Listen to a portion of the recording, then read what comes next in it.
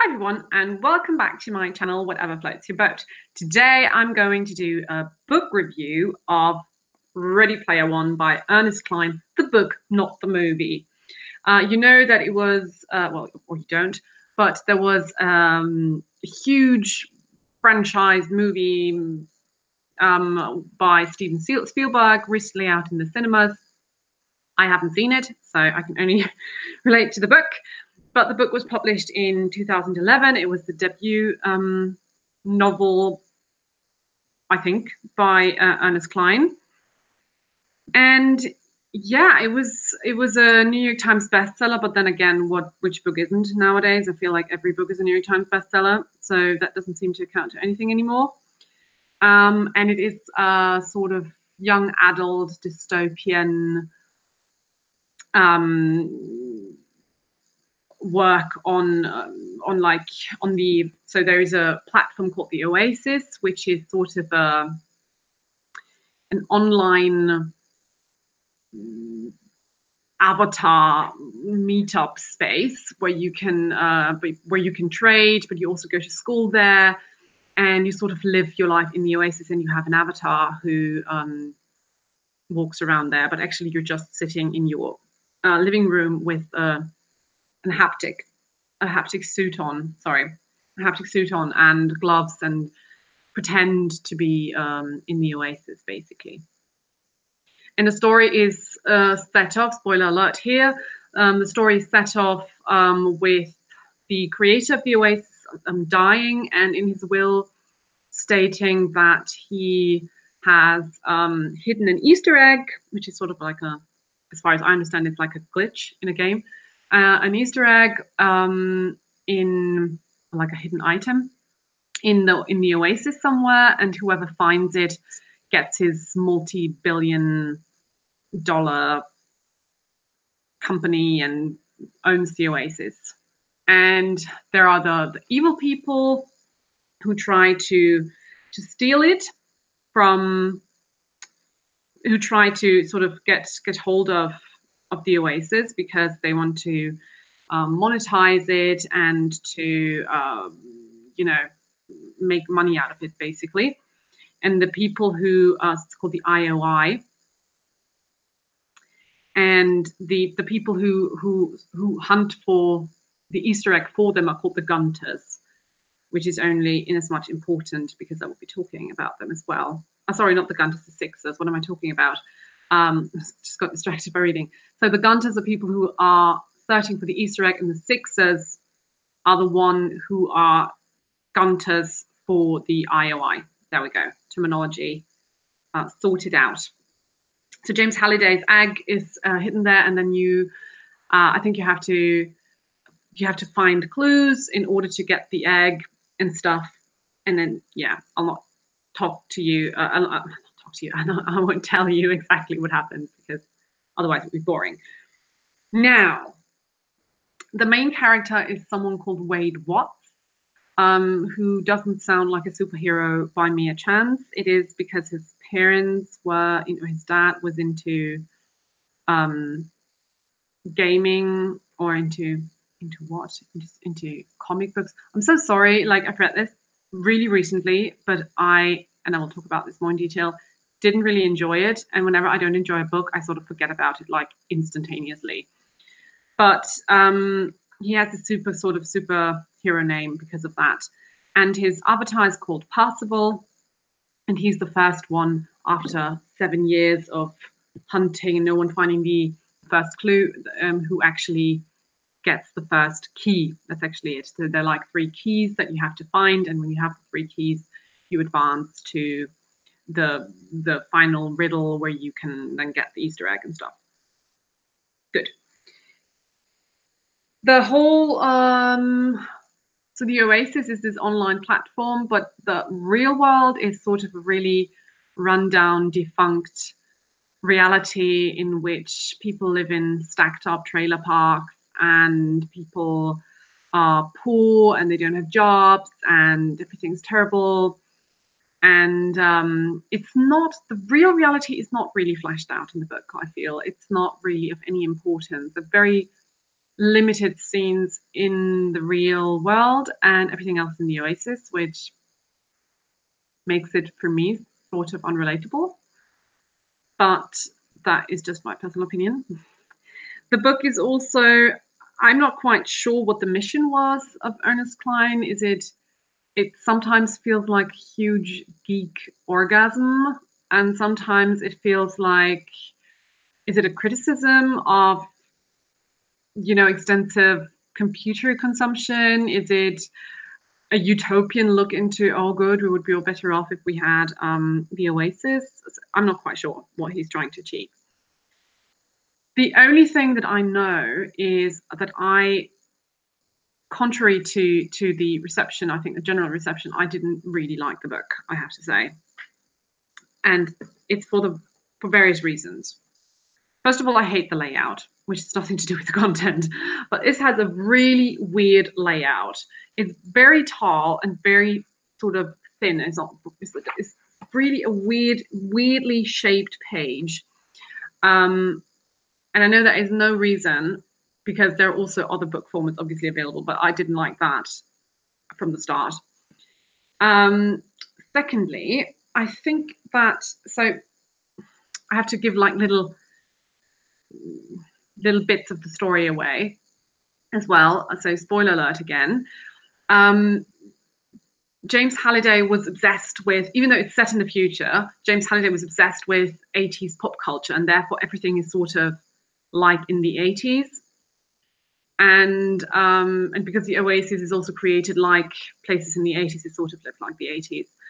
And there's a lot of reference to early computer games like Pac-Man, and the others I've all forgotten, but others. And I'm sure someone who was young in the 80s and was into computer gaming, this would be a lovely nostalgic ride. For actual young adult people, I think it's kind of a weird book to write, because I don't think they can really relate. And if you don't play computer games, I think this book is not for you, because I did not. I don't like computer games. I'm not into them. I have no clue. So for me, that just wasn't really approachable. And I don't think he makes a very good bridge between this geek world and the sort of commercial world, you could say, like readers like me who have no clue, but would still like to read a good story. So I think that Ernest Cline did not, for me, he failed to do that. It's very descriptive sometimes in between the books. So you sometimes have huge expositional chunks just thrown at you. They're not introduced with any art or any skill. It's really like, ta-da, you need information, here it is. And I think that was a bit lazy. So very often, instead of showing you something by having the characters do something, the author just plain right tells you. Sometimes so obtrusively that you forget the plot of the book. You're not in the plot anymore. You're outside. It's a bit as if the author was there like, oh, by the way, fun fact, you have to know that in order to understand what I'm writing about. And I think that's never a good thing. You should always be able to explain your world through the eyes of the characters, through whatever you employ. There are many various techniques how you can do that. You can either have a character who is new to this world and the main character, or this person is the main character and it has to be explained to this character. Or you can have it like, I don't know, for example, Northern Lights, you can see it. Philip Pullman does a magnificent job of explaining his alternative world without explaining it. It's really just done through the actions, and we sort of slowly learn about everything, which I prefer to this sort of ta-da, here you go, technique that he employed. And there's a lot of detail on the games. It's really like, I don't know, he talks like, I don't know, when Parzival plays a game, it goes on for like 10 pages on like what he's doing, which lever he's pulling, what is happening, and it's really boring. And I found myself skipping entire pages because I was like, oh, he's still playing, oh, he's still playing, oh, he's still playing, that's boring. And then when the action got back into sort of into the plot, I was I sort of hooked back in. And I think it's not necessarily a good sign if you feel you want to jump over whole sections of the book. It is also quite thick for young adult literature. This one with its weird. Oh, that's the other book. Wait. It has, yeah, over 500 pages, almost 600 pages. And I don't mind that, not at all. But I feel there was a lot in it that could have just been kept out. Really, you could have shortened this book with 200 pages and it would still have been more than informative and descriptive. So I think you could really feel that this is something that has entirely to do with Ernest Cline. And I think if you are the same kind of person as the author who loves 80s pop culture, who loves video games, who loves old video games, and who loves playing computer games, this is the book for you. Go and get it, definitely. You will love it.